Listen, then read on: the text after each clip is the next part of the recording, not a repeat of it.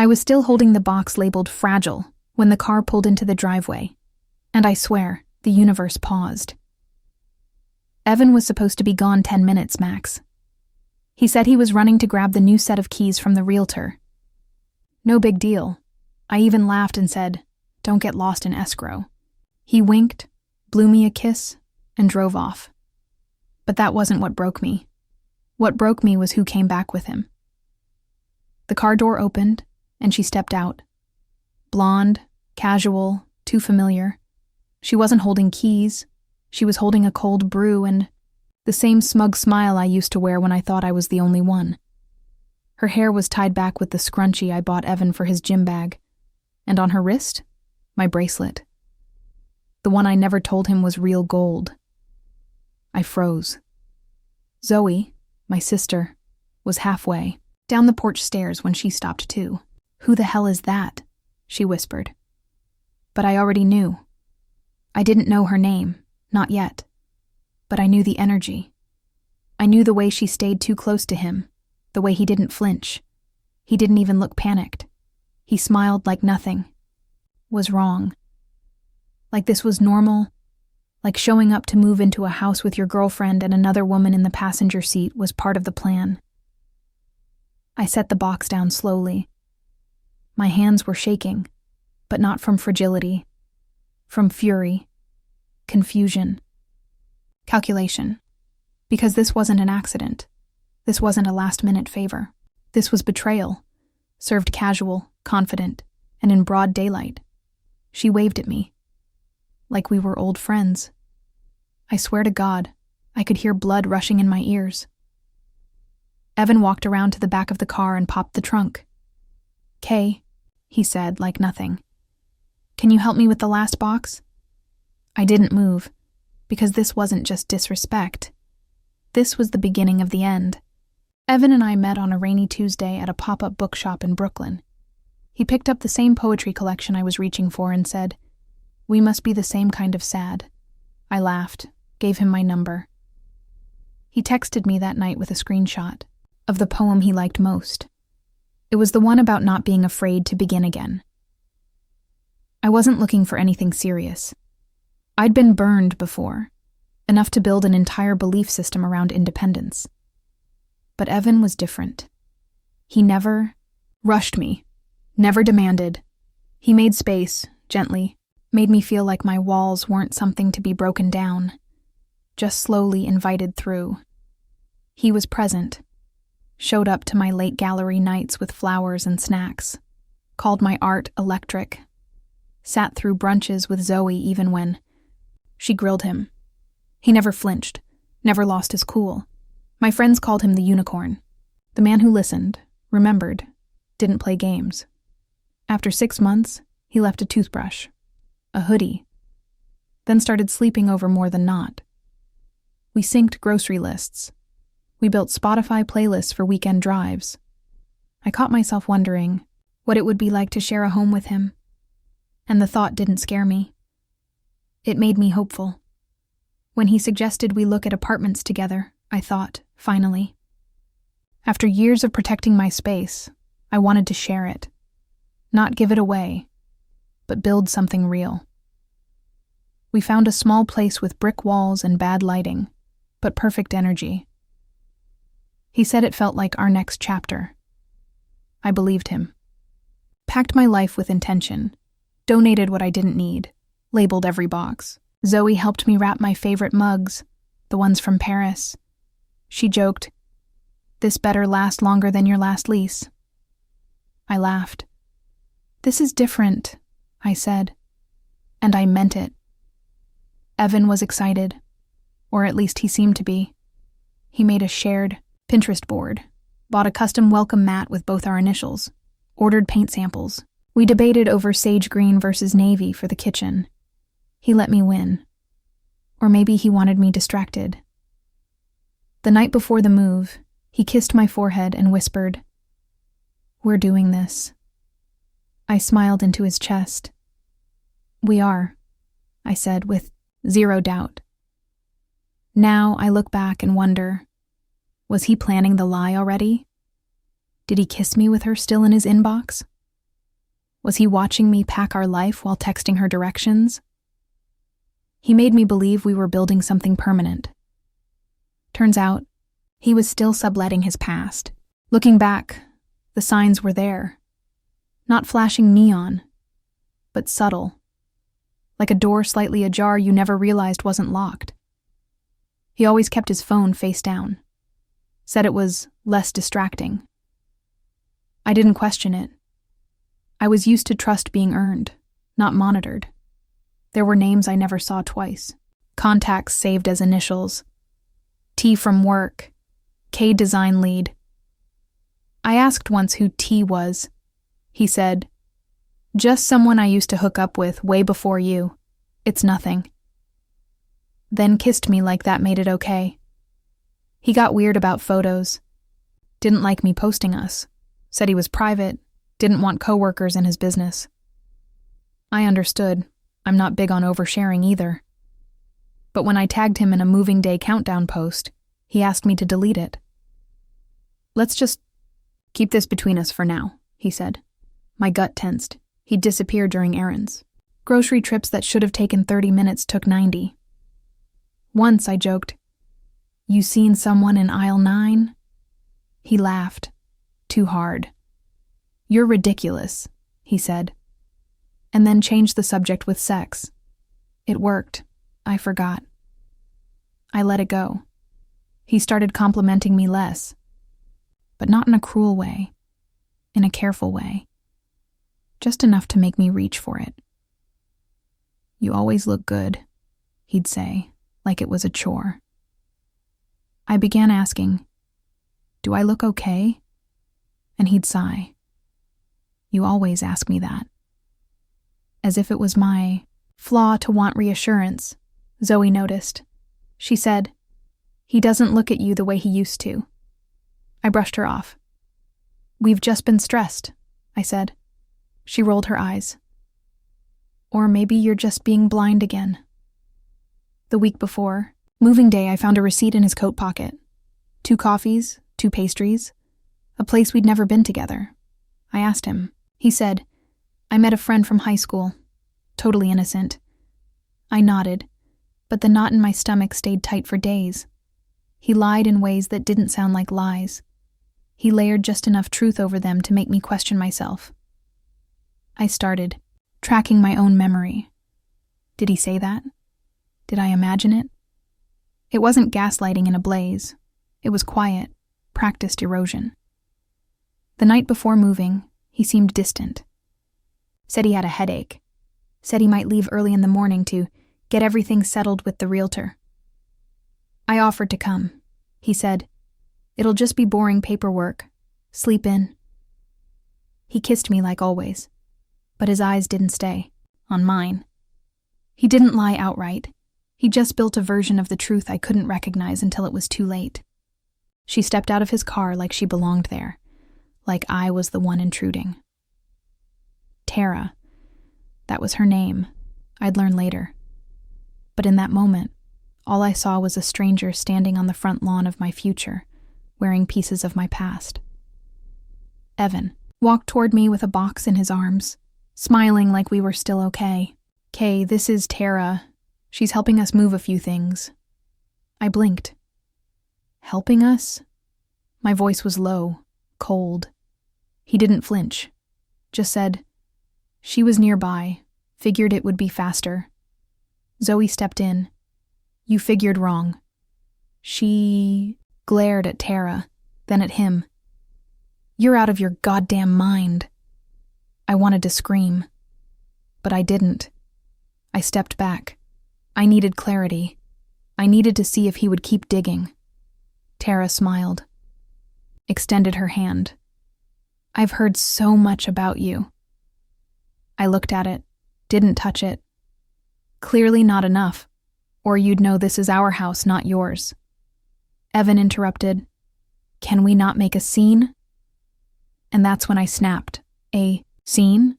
You brought another woman to move into the house we picked out together, and I'm the one making a scene." The neighbors paused their gardening. A couple walking a dog slowed down. I didn't care. Let them hear. Let the whole block know who he really was. He set the box down like he was offended. Kayla, stop. You're overreacting. Tara is just a friend. Tara's face shifted. Hurt? Guilt? Maybe both. But she didn't leave. Didn't step back. That told me everything I needed. She knew. She wasn't innocent. Maybe not the whole picture, but enough to stand there like that. Zoe picked up one of my boxes and tossed it back in the car. You're not staying here. Not with him. Not after this. She turned to me. We'll get a storage unit. You can stay at mine. I nodded, silent, trembling. Evan followed me to the front step. Can we talk? Please. I stared at him. Was this the plan all along? To make me move? Just so you could make it easier to lie? He said nothing. I shook, my head. You didn't just bring her here. You brought your cowardice and dared me to applaud it.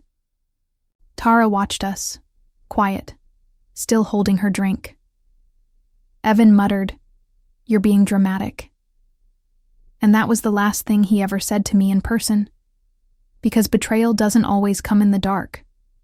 Sometimes it drives up in daylight, music on, passenger seat occupied. I didn't go back into that house. I couldn't. The boxes sat untouched on the porch, like little tombstones of a future I no longer recognized. Zoe grabbed what she could and shoved it into her car. I stood frozen, arms wrapped around my own, ribs trying not to scream. That night at her apartment, I collapsed on the bathroom floor.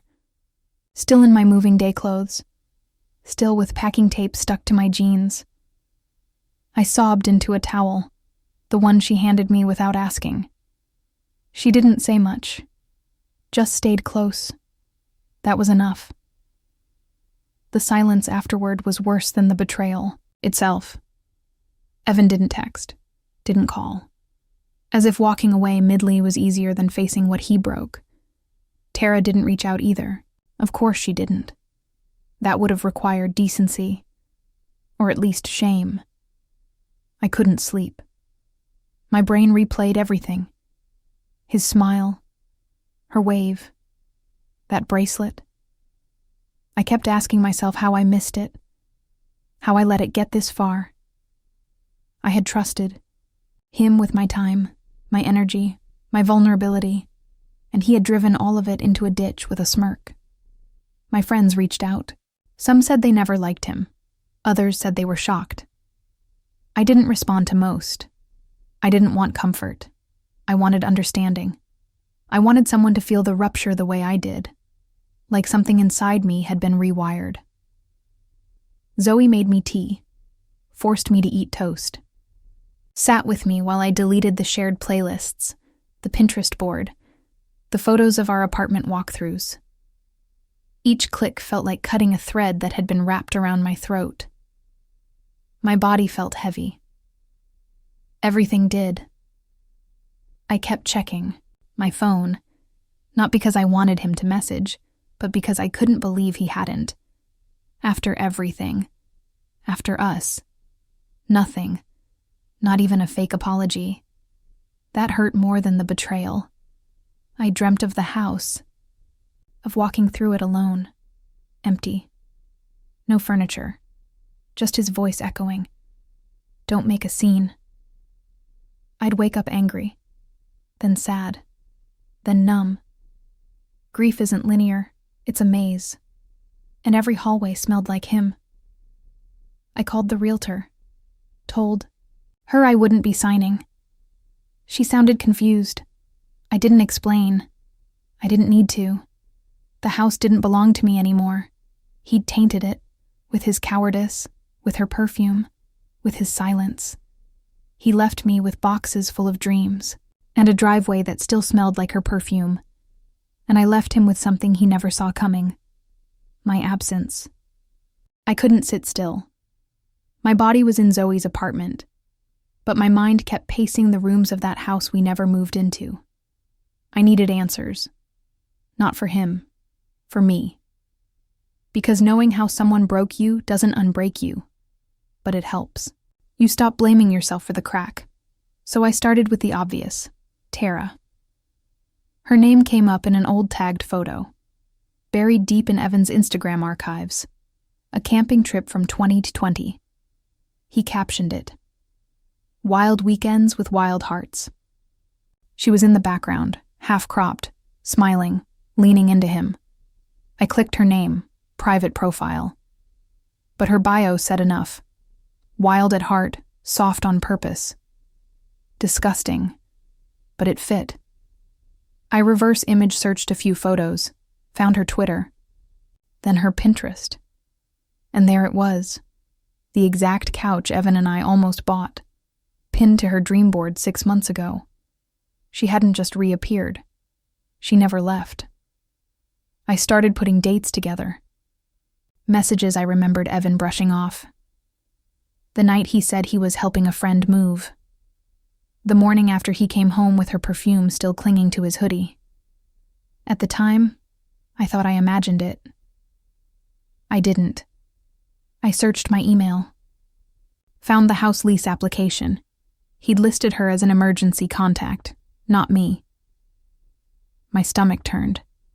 That wasn't just a mistake. That was a plan. He wasn't moving in with me. He was moving through me. I found the playlist he once made, just for us. Checked the original creation date, 2 years ago. Shared with her. Renamed, rebranded, repackaged. I wasn't the first woman he tried that house fantasy on. Just the next in line. Tara wasn't the side girl. I was. I told Zoe everything. She looked at me like I'd just confirmed a murder. "You want me to slash his tires?" she asked. I laughed, dark and sharp. "No," I said. "I want to do something better." I dug deeper, found his professional portfolio, a web design firm that prided itself on integrity and innovation. I found the client list. 3 of them were mine. Former connections I had introduced him to. My name was on his success, even if he'd erased it. I wasn't digging for closure. I was digging for the truth he never thought I'd survive. And I found it. Now it was time to decide what to do with it. I didn't want to just walk away. I wanted him to feel it. Not with screaming, not with chaos.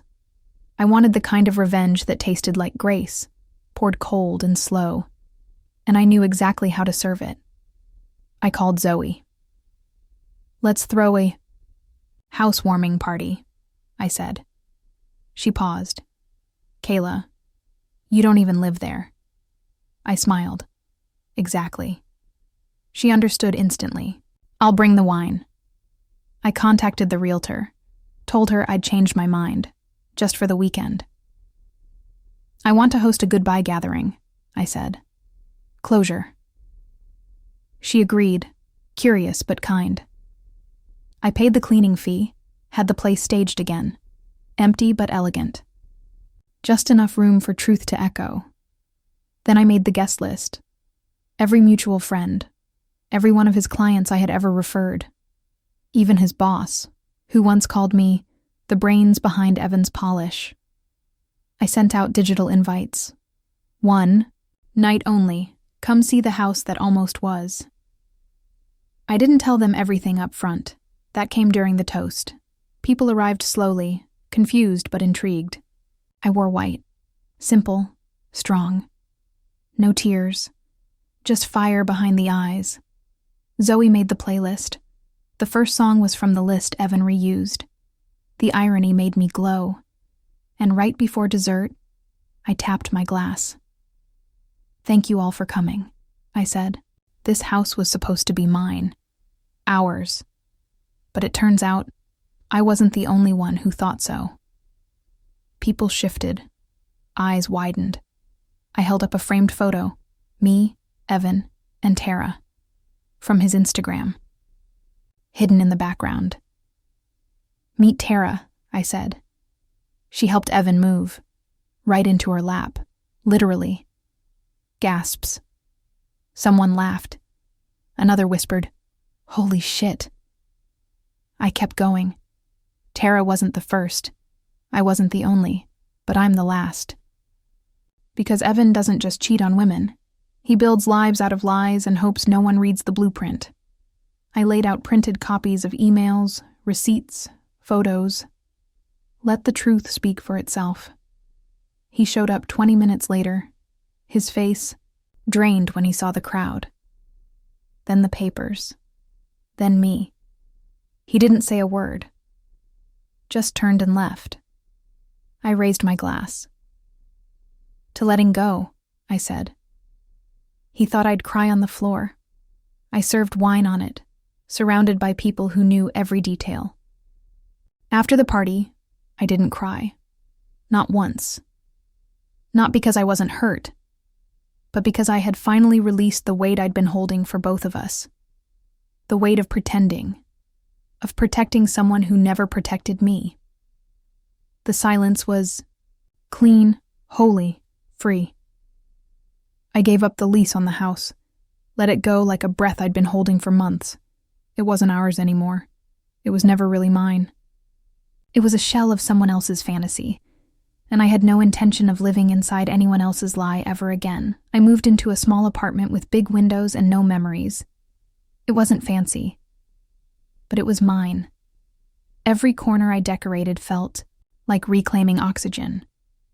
I painted the walls soft gray, hung art that made me feel electric again. Started over. This time, really for me. Zoe came over every weekend. We played music, drank wine on the floor, laughed too loud. It was healing. Joy didn't return all at once, but when it did, it stayed. Longer. Brighter. Real. I unblocked Evan once, just to see if he'd tried again. He hadn't. And weirdly, that was perfect, because I didn't need an apology, I didn't want an explanation. I didn't need closure from the same hands that cracked me open. I was the closure. I became the ending. Tara? She deleted her social, or changed it. I didn't care. She disappeared, but I stayed standing. That's how you know who truly won. I started journaling again. Not about him. About me. About the woman who trusted too hard, loved too open, and still had the guts to rebuild. Page after page, I wrote versions of myself into power. Peace. Wholeness. Sometimes I drive past the house, just to remind myself I survived the storm I walked into willingly. That driveway doesn't haunt me anymore. It's just concrete. Cold. Unmoved. Like him. He left me in pieces. I turned them into something he'll never get to touch again. And that's not heartbreak. That's rebirth.